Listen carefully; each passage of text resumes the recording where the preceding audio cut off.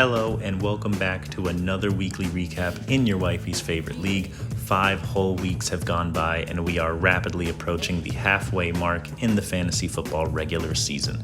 Once again, this week brought with it some drama, some leaderboard shakeups, some surprising performances, good and bad, and some record-breaking statistics that we will cover in this episode. So fasten your seatbelts as I take us through all that happened over the week. First, let's go ahead and recognize our highest scorer on the week and our winner of the $10 bonus, Phil from Team Plemis.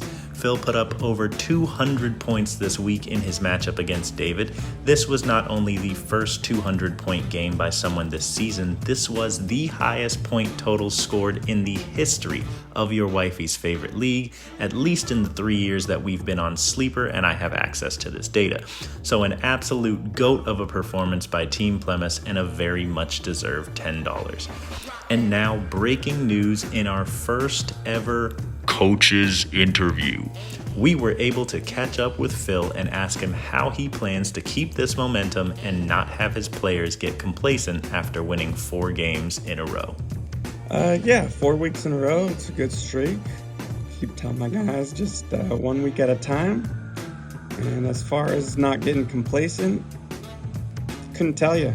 I have a history of letting my team get complacent, so we'll see what happens, and hopefully I do something right. All right, thank you, Coach Phil, for that exclusive look. Other members of the league, please be on the lookout for our media team to reach out to you so we can continue to get more in-season interviews with our league. Now, getting into the matchups, we had the Commissioner Bowl as me and Rich went head-to-head with Cut My Life Into Pieces, taking on My Neighbors Saw My Dak. This matchup was like if you had 2 extremely uncoordinated toddlers try to have a pillow fight. Just 0 damage, not a lot of technique, just horrible to look at. Both of our teams put up terrible performances and absolutely felt the sting of several of our key players on buys or injured. I got a total of 30.3 points out of 2 running backs and 4 wide receivers in a PPR league. And that total was still more than 1/3 of the points that Rich's team put up altogether. Truly pathetic. No idea why we are the 2 ones in charge of running this league when that's the performances that we show up with on Sundays. But behind a great performance out of Brock Bauer Rangers and despite a solid game by Bengals running back Chase Brown, I was able to take a much needed but barely deserved dub with a score of 104.42 to 88.38. Now on to an actually competitive game. We had Henry Had a Little Lamb taking on Team Plemis.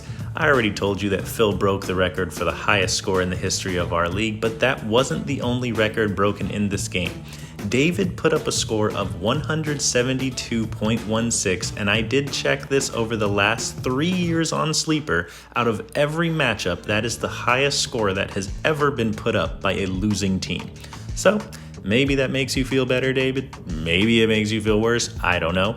But the 2 teams' quarterbacks both put up over 40 points, with Phil's Joe Burrow scoring 45 and David's Lamar Jackson scoring 42.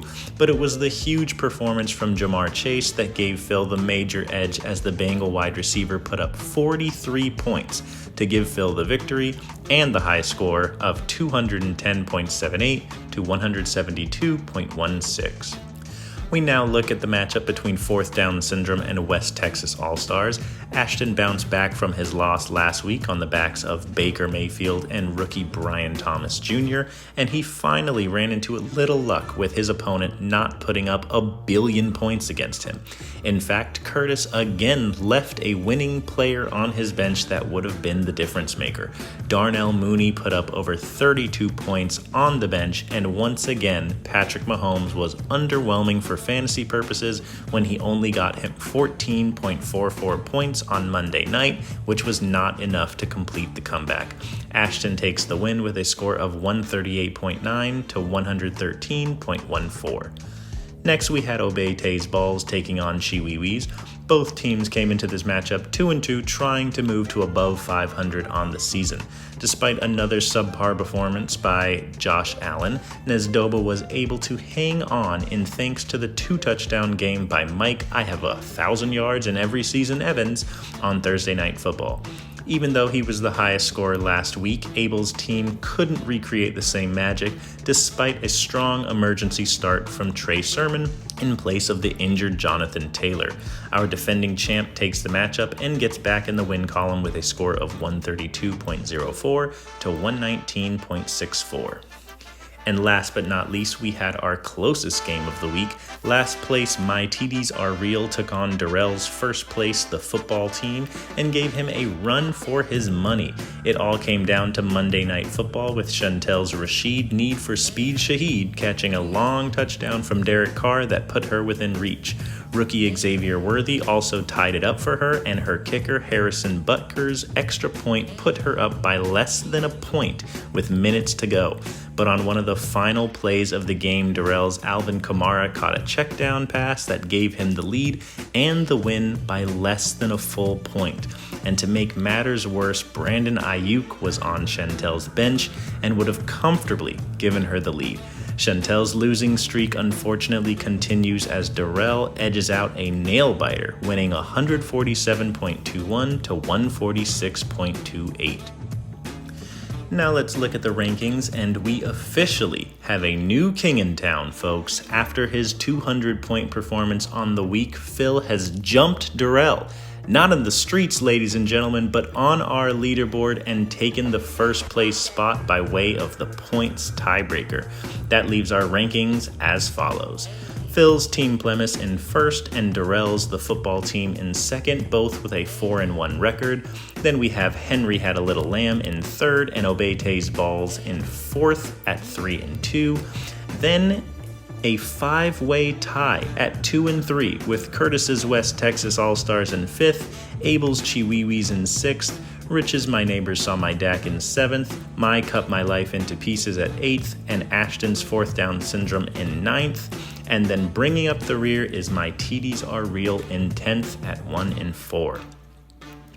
Looking forward to our Week 6 matchups, we have Cut My Life Into Pieces taking on Henry Had a Little Lamb.